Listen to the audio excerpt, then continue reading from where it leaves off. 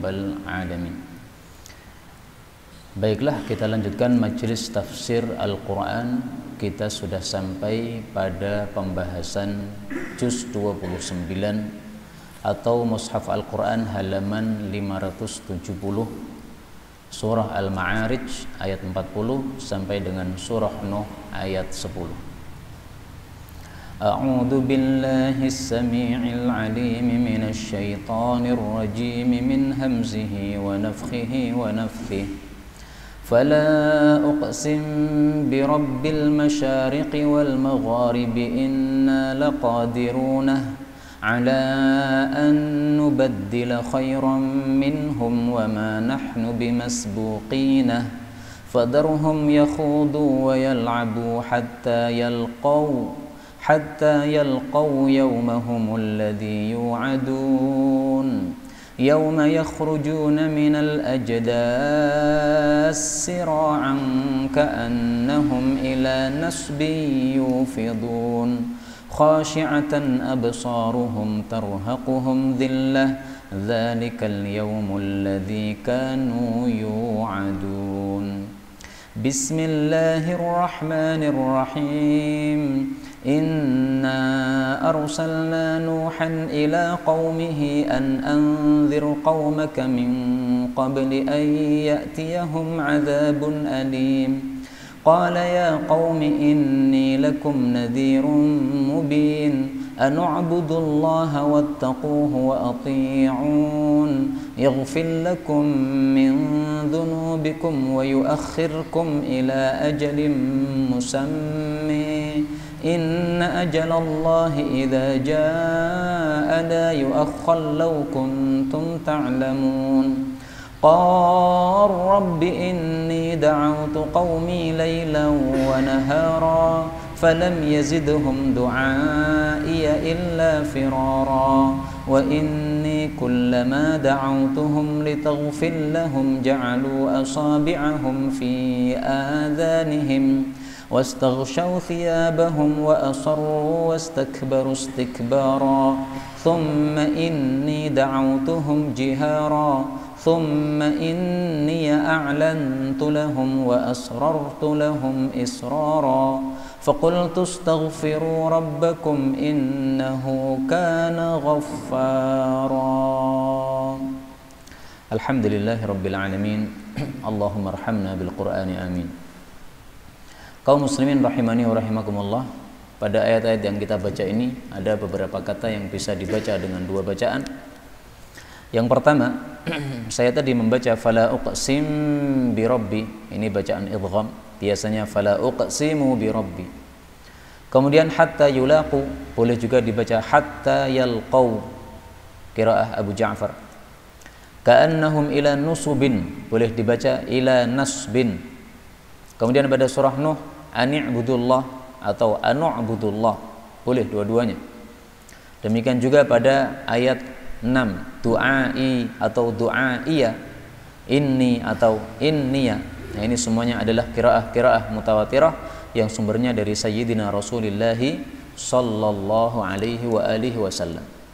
Adapun tafsirnya secara ringkas, maka pada surah yang ini penghujung dari surah Al-Ma'arij ayat 40, Allah Subhanahu wa taala mengatakan fala uqsimu, maka sungguh aku bersumpah bi rabbil masyariqi, dengan Rabbnya arah-arah timur, wal magharibi, dan arah-arah barat, tempat-tempat terbitnya bintang-bintang atau tempat-tempat tenggelamnya bintang-bintang. Inna, sesungguhnya kami Allah, laqadirun, sungguh maha kuasa.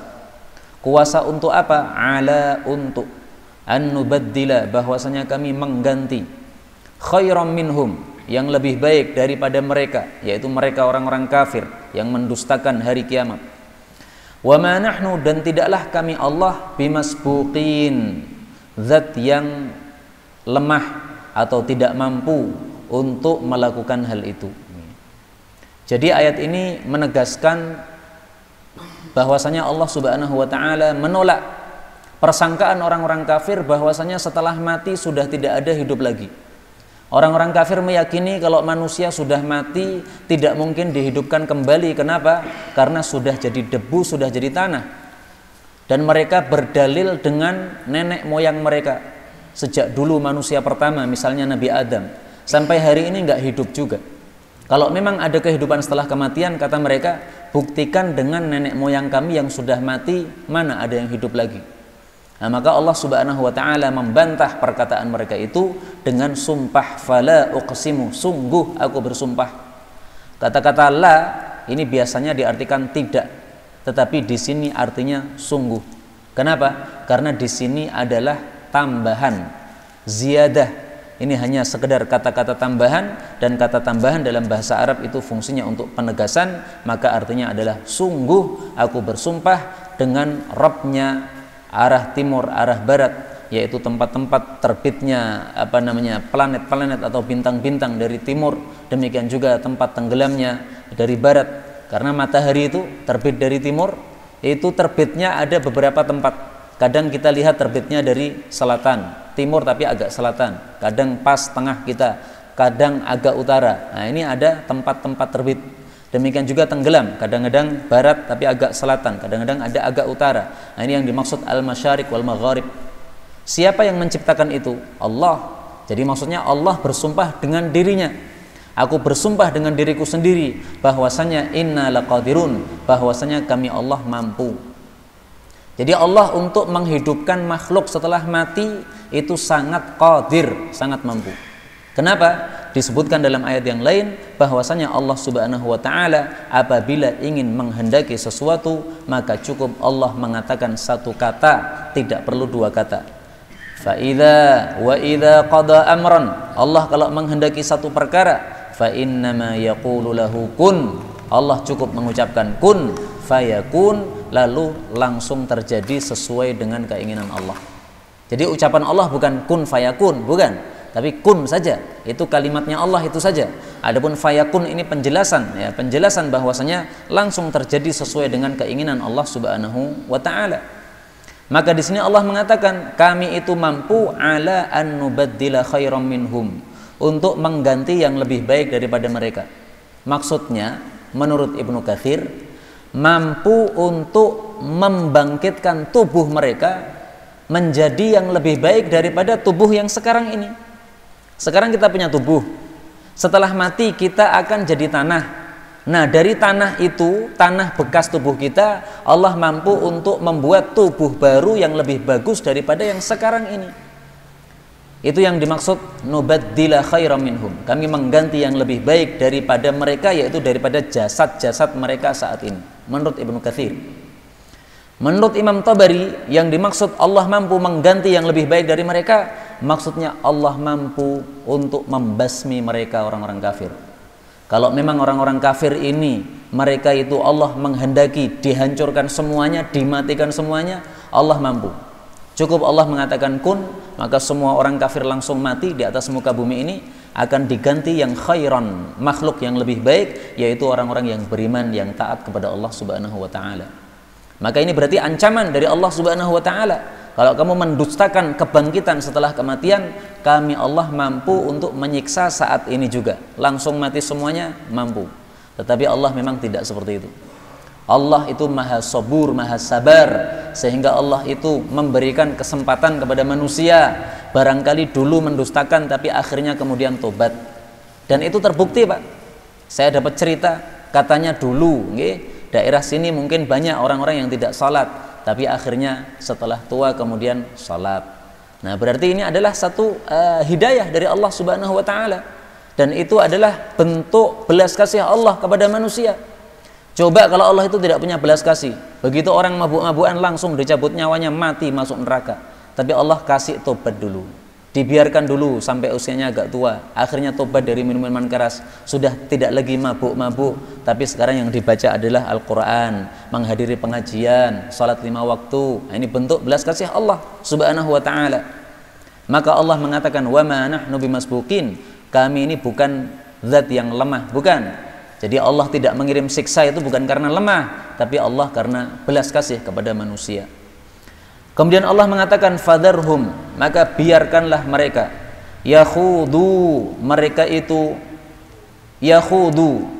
Yakhudu itu maksudnya adalah yanghamisu fi abatilihim, melanjutkan kebatilan mereka. Karena yakhudu itu arti asalnya masuk ya, tapi maksudnya adalah melanjutkan kebatilan mereka. Wa yal'abu, dan mereka bermain-main, hatta yalqau atau hatta yulaqu, sehingga mereka itu berjumpa yaumahum, dengan hari mereka, alladzi yu'adun, yang mereka telah diberi janji oleh Allah Subhanahu wa taala.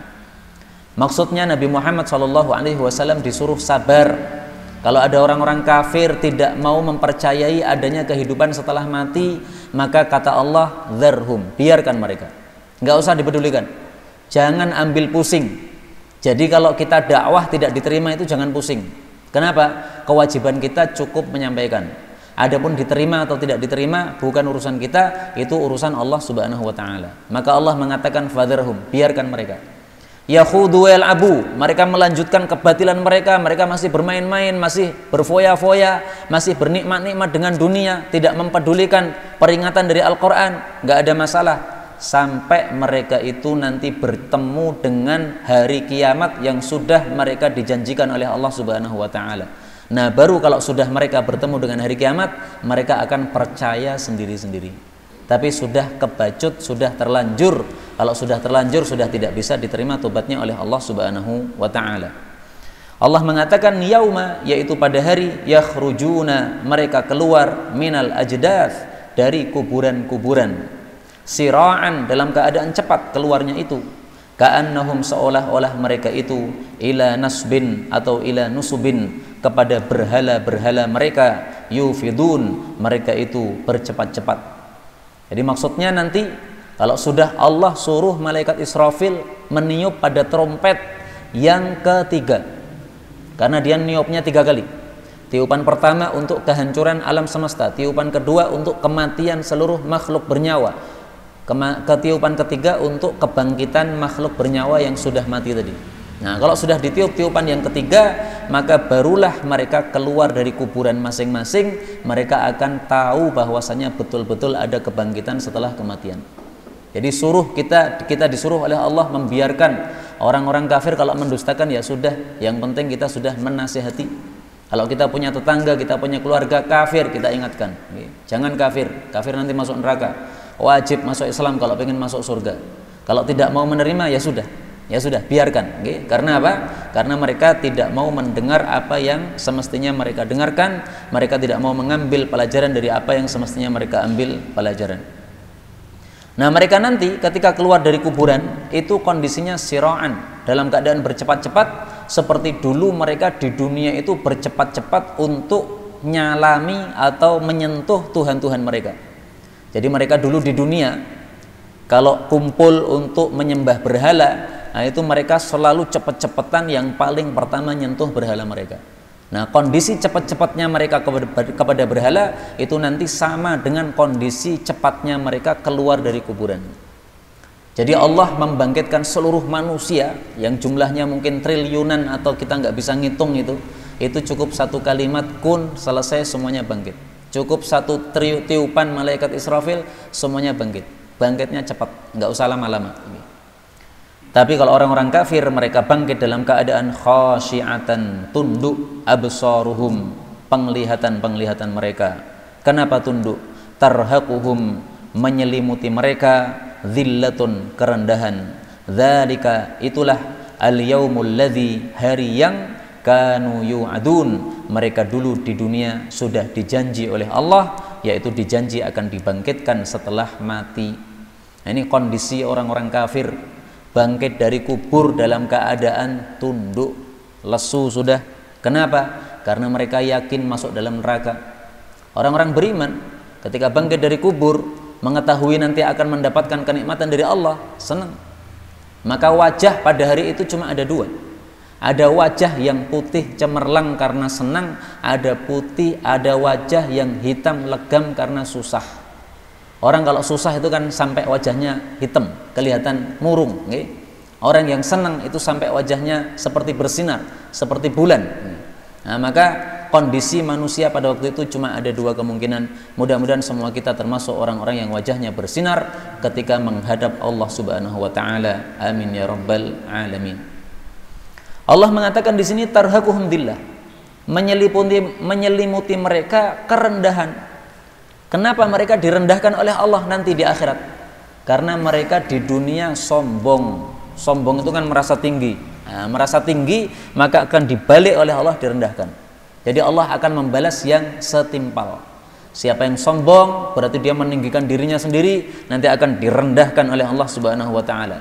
Siapa yang tawadhu, mentaati Allah, tunduk sama Allah, manut sama Allah, nanti akan diangkat derajatnya, ditinggikan oleh Allah, dimuliakan oleh Allah Subhanahu wa taala. Karena itu masing-masing kita bisa menentukan posisi kita nanti di akhirat. Kamu pilih dimuliakan Allah atau pilih direndahkan oleh Allah? Kita bisa menentukan. Menentukannya sekarang ini. Kalau kita tunduk sama Allah, nanti akan dimuliakan Allah. Kalau kita nekat membantah, bangkang sama Allah, maksiat sama Allah, maka kita akan direndahkan oleh Allah Subhanahu wa taala. Dalam hadis yang sahih kita temukan yang semakna dengan ayat ini, yaitu Allah merendahkan orang-orang yang sombong di dunia. Rasul mengatakan yuhsyarul mutakabbirun, orang-orang sombong akan dikumpulkan yaumal qiyamah, pada hari kiamat nanti, amsaladzz dzarri, seperti semut-semut kecil, fi suwarir rijal, dalam bentuk, dalam rupa para manusia. Yaghsyahumudz dhullu min kulli makan, mereka diselimuti kerendahan dari segala penjuru. Yusaquna ila sijnin fi jahannam, mereka digiring menuju penjara di neraka jahanam. Yusamma bulas atau bulus. Ta'luhum narul anyar, mereka tertutupi oleh apinya api, maksudnya api yang sangat panas. Yusqawna min usarati ahli nar tinatal khabal, mereka diberi minum dari nanah-nanah api neraka ahli neraka yang disebut tinatul khabal. Hadis riwayat Tirmidzi sahih. Jadi orang-orang yang mutakabbir, yang sombong, nanti justru akan direndahkan oleh Allah. Bentuknya jadi kecil-kecil seperti semut. Kenapa? Karena di dunia dulu dia menyombongkan diri, merasa besar, gumede, merasa gede, padahal dia nggak gede, padahal dia kecil di hadapan Allah Subhanahu wa taala.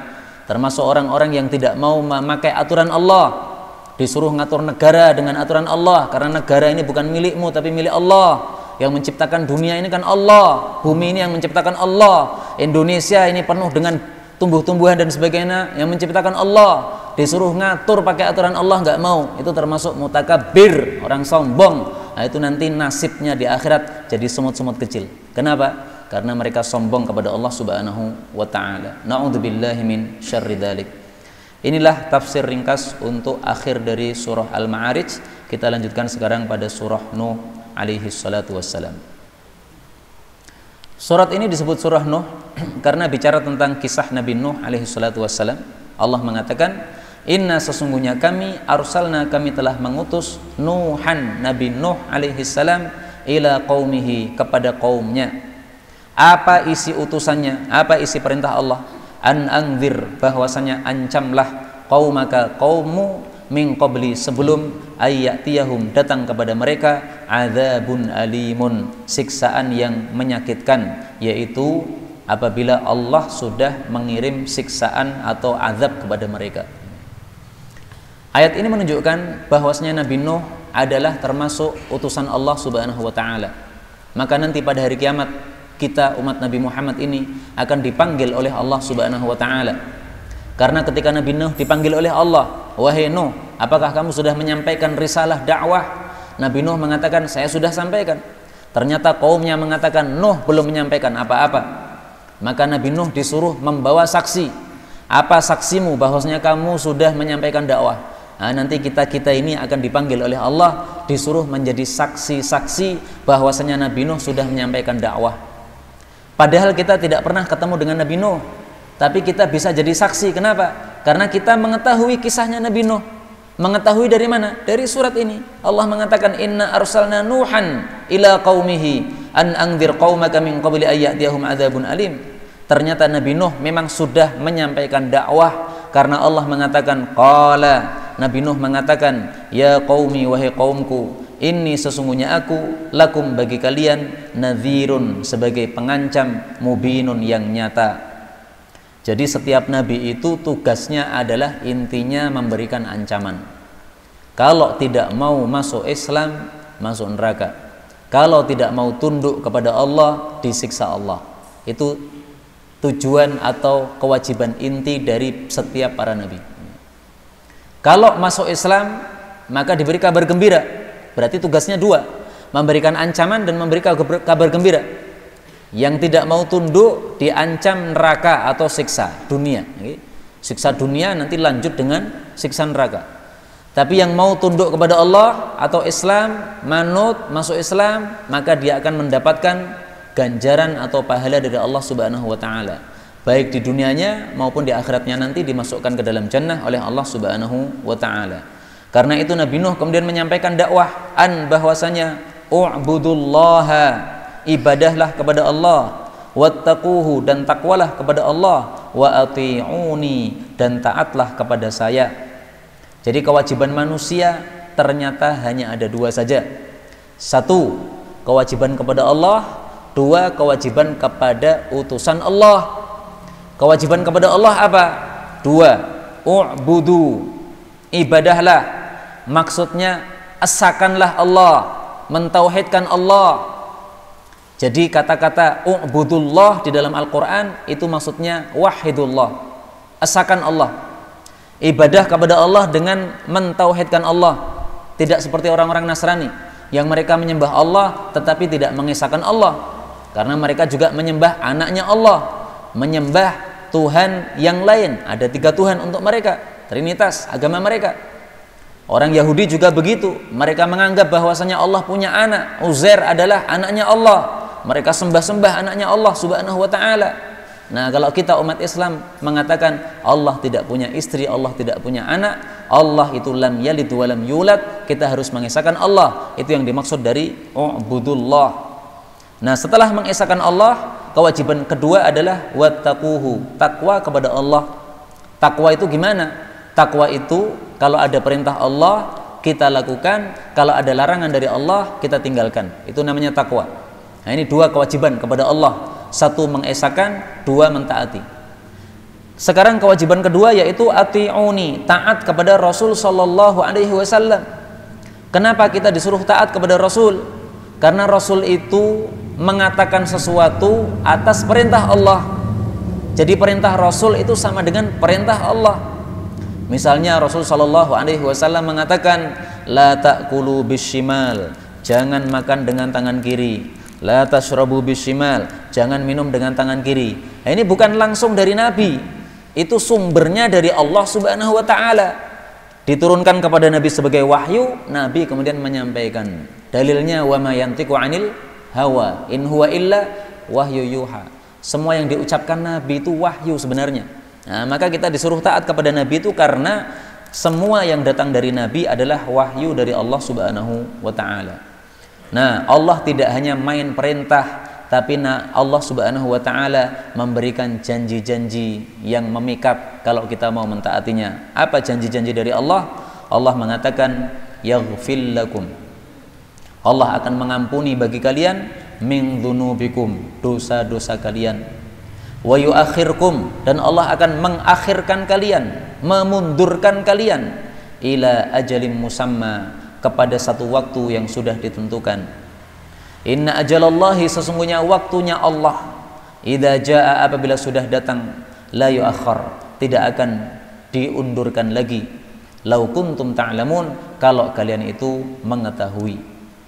Jadi Nabi Nuh menjanjikan kaumnya, kalau kalian mau tobat dari syirik, masuk Islam, Islam itu isinya tauhid kepada Allah, maka janji yang pertama yaghfir lakum min dunubikum, semua dosa diampuni oleh Allah Subhanahu wa taala. Jadi min di sini jangan diartikan sebagian, okay? Karena apa? Karena kalau diartikan sebagian itu nanti bertentangan dengan dalil yang menunjukkan bahwa masuk Islam itu menghapuskan semua dosa-dosa tanpa kecuali. Ada orang sebelum masuk Islam tukang zina, plus tukang mencuri, plus tukang mabuk, plus tukang judi, plus tukang bunuh. Udah, semua keburukan ada pada dirinya. Misalnya, begitu dia masuk Islam, asyhadu an la ilaha illallah, asyhadu anna Muhammadar Rasulullah, langsung semua dosa ini hilang semuanya, Pak. Maka orang tadi lebih utama daripada kita. Kenapa? Kita ini meskipun sudah lama ibadah kepada Allah, tapi kan juga punya dosa-dosa kan. Nah, maka kita itu kumpulkan antara pahala sama dosa, dan kita nggak ngerti mana lebih banyak, dosa kita atau pahala kita. Kalau orang yang baru saja masuk Islam tadi, dia nol dosanya, nggak ada, nol sama sekali, nggak punya dosa. Dalilnya apa? Mari kita lihat hadis Nabi SAW. Rasulullah mengatakan, ama alimta, apa kamu tidak tahu, annal Islam, bahwasanya masuk Islam itu yahdimu ma kana qablah, itu menghancurkan semua dosa yang terjadi sebelum masuk Islam. Hadis riwayat Muslim dari Amr bin As radhiyallahu anhu. Ini kisahnya Amr bin As ini ketika masuk Islam itu minta syarat kepada Nabi. Ya Rasulullah, sekarang saya sudah dapat hidayah, saya pengen masuk Islam. Dulu memang saya memusuhi engkau, saya pengen membunuh engkau, saya suka menyiksa orang-orang muslim, tapi sekarang saya sudah dapat hidayah, saya pengen masuk Islam. Tapi saya minta syarat, satu aja syaratnya. Kata Nabi, apa syaratmu? Syaratnya adalah semua dosa-dosa saya diampuni. Karena dia tahu bahwa dosanya itu numpuk undung, dia itu tokoh kafir yang pentolan, sehingga kemaksiatannya atau kedurhakaannya itu sudah merasa sudah tidak akan diampuni oleh Allah Subhanahu wa taala. Nah, maka Nabi menyampaikan hadis ini. Apa kamu nggak tahu kalau masuk Islam itu menghancurkan semua dosa-dosa yang dilakukan sebelum masuk Islam? Akhirnya Amr bin As masuk Islam, jadi sahabat Nabi SAW yang terkenal, yang baik. Kemudian selain Allah itu akan mengampuni dosa-dosa, juga wa yuakhirkum ila ajalin musamma, akan memundurkan kalian. Maksudnya memundurkan itu tidak langsung menyiksa saat itu juga sehingga mati semua. Diundurkan artinya tidak jadi diturunkan siksa. Karena itu barang siapa yang ingin mendapatkan ampunan dari Allah Subhanahu wa taala, kemudian dia tidak diberi siksa oleh Allah Subhanahu wa taala, hendaklah dia perhatikan perintah-perintah yang ada pada ayat ini, pada surat ini. Apa saja yang diperintahkan oleh Nabi Nuh dalam surat ini. Inilah kunci supaya mendapatkan dua tadi, satu ampunan dari Allah, yang kedua tidak dikirim siksa oleh Allah Subhanahu wa taala. Ila ajalin musamma, sampai satu waktu yang ditentukan, maksudnya sampai kematian masing-masing. Kalau sudah tiba waktu matinya, nah memang akan mati. Inna ajalallah idza ja'ala yu'akhkhar, sesungguhnya waktunya Allah kalau datang tidak diundurkan. Maksudnya kalau Allah sudah menetapkan turun siksa, itu tidak bisa diundurkan lagi. Jadi maksudnya Nabi Nuh ini sebelum Allah kirim siksa, ayo segera tobat sekarang ini, mumpung Allah belum kirim siksa. Karena Allah itu sudah punya waktu, ya. Ini nanti kaumnya Nabi Nuh kalau nekat tidak mau masuk Islam, sampai satu waktu tertentu akan kita kirim siksa. Itu yang dimaksud ajalallahi idza ja'ala yu'akhkhar, yaitu siksa Allah kalau sudah datang waktunya, sudah tiba waktunya, tidak bisa dihindari lagi. Dan itu terjadi dalam setiap masa, tidak hanya pada Nabi Nuh alaihi salatu wassalam saja, termasuk masa kita sekarang ini. Allah misalnya kirim gempa, nggak bisa kita tolak. Allah kirim tsunami, nggak bisa ditolak. Allah kirim banjir, nggak bisa ditolak. Tahun berapa dulu sini, daerah sini Losari banjir, apakah kita bisa menolak? Nggak bisa. Paling bisa berusaha membuat tanggul misalnya. Tapi kalau Allah kehendaki banjir lagi, banjir juga, tanggul tidak akan berfungsi. Dulu orang-orang Jepang mereka membuat bagaimana caranya supaya rumah mereka itu kalau gempa maka rumahnya tidak hancur, rumahnya cuma bergoyang-goyang tapi masih seperti utuh seperti semula, karena saking seringnya gempa pada mereka. Nah, sudah ketahuan atau sudah ketemu teknologi canggih tersebut, rumahnya dibikin kalau ada gempa hanya goncang tapi balik seperti semula. Ternyata ketika Allah menghendaki rumah mereka hancur, teknologi mereka kalah canggih dengan gempanya Allah Subhanahu wa taala. Gempanya dibikin besar oleh Allah Subhanahu wa taala sehingga teknologi mereka tidak bisa menanggulanginya. Karena teknologi mereka hanya bisa menanggulangi gempa yang sederhana. Ternyata Allah kirim gempa yang lebih dahsyat yang mereka tidak bisa menolaknya. Nah, itu contoh idza ja'ala yu'akhkhar, kalau sudah datang siksa Allah tidak bisa diakhirkan. Kemudian Nabi Nuh mengatakan, qala, Nabi Nuh mengatakan, Rabbi wahai Rabbku, ini sesungguhnya aku da'autu qaumi, aku telah berdakwah kepada kaumku, lailan, pada malam hari, wa nahara, dan pada siang hari. Falam yazidhum, maka tidaklah menambah kepada mereka du'ai, dakwahku tersebut, illa, kecuali firara, tambah lari. Maksudnya mereka tambah menjauh dari dakwahnya Nabi Nuh alaihi salatu wassalam.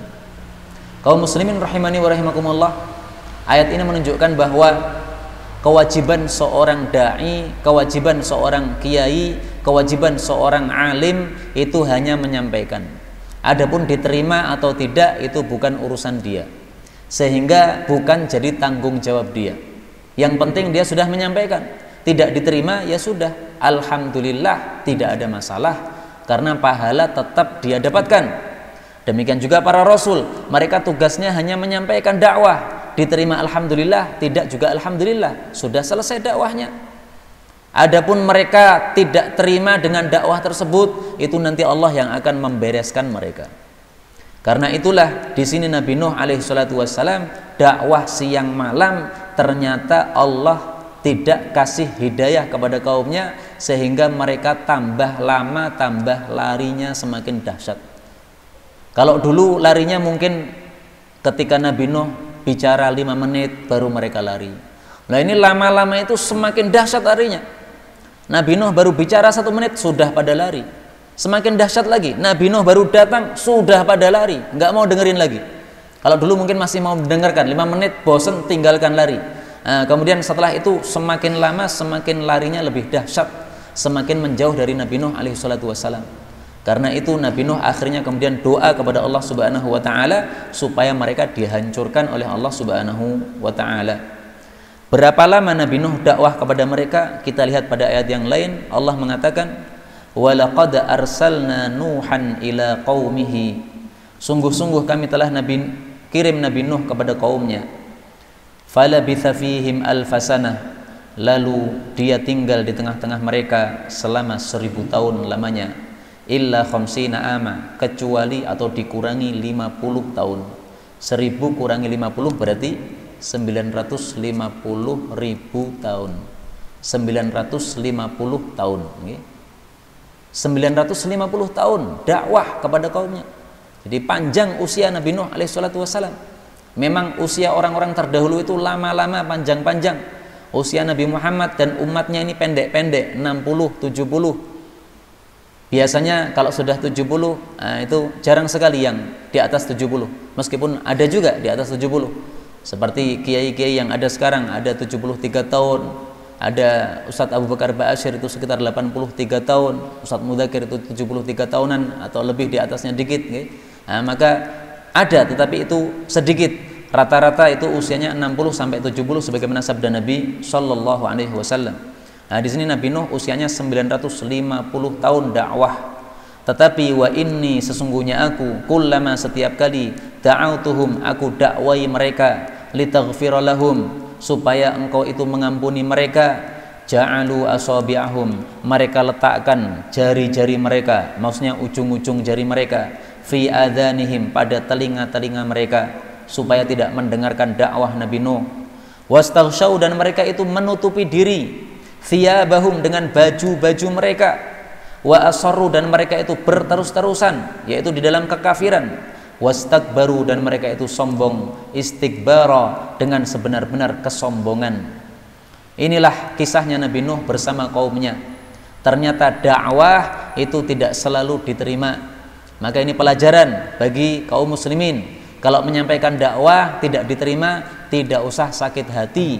Nabi Nuh alaihissalatu wassalam tidak sakit hati, tapi Nabi Nuh sabar siang malam didakwai dengan aneka cara, aneka macam cara. Ternyata mereka tidak mau juga. Maka hasil dakwah itu bukan urusan kita. Hasil dakwah itu urusan Allah. Kewajiban kita hanya menyampaikan dakwah. Setelah itu diterima atau tidak, urusan Allah Subhanahu wa taala. Kita tidak disuruh untuk menanggung hasil dakwah.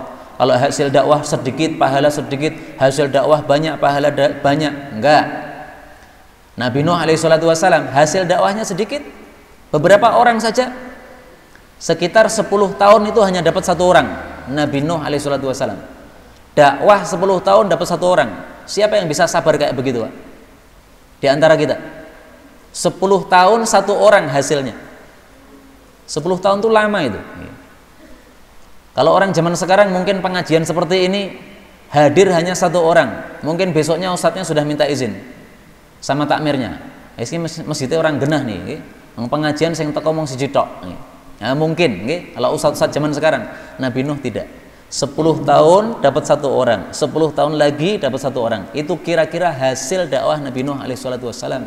Tapi beliau tetap melakukan kewajibannya. Mereka tutupi telinga mereka. Nah, ini tingkahnya orang kafir begitu. Setiap kali disampaikan ayat-ayat Allah, disampaikan kebenaran, tidak mau mempedulikan.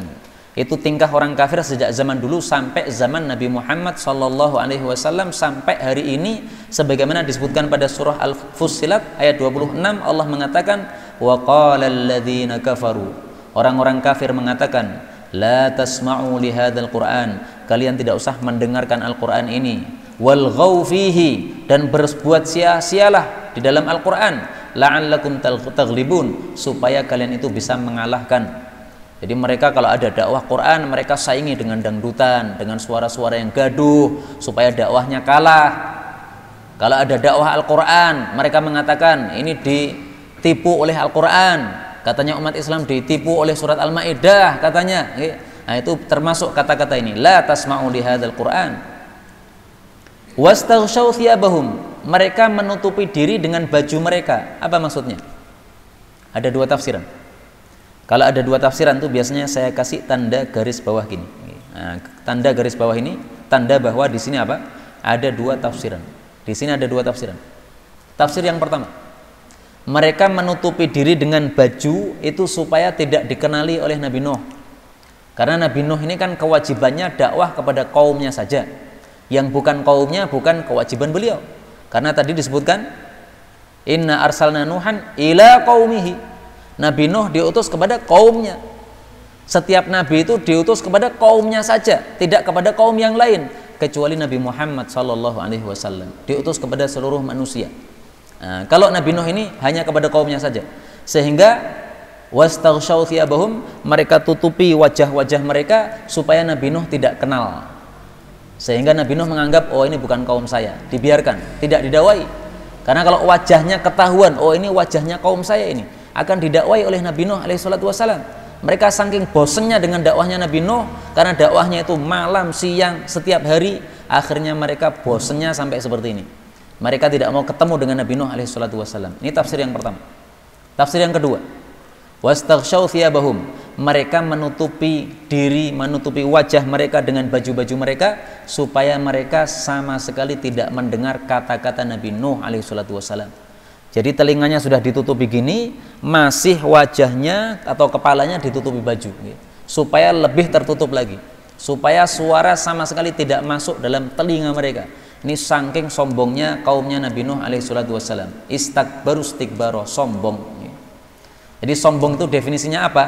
Sombong itu definisinya kalau orang tidak mau menerima kebenaran, itu sombong. Sebagaimana sabda Nabi SAW, al-kibru, sombong adalah man bataral haqqa, orang yang menolak kebenaran, wa ghamatan nasa, dan meremehkan manusia.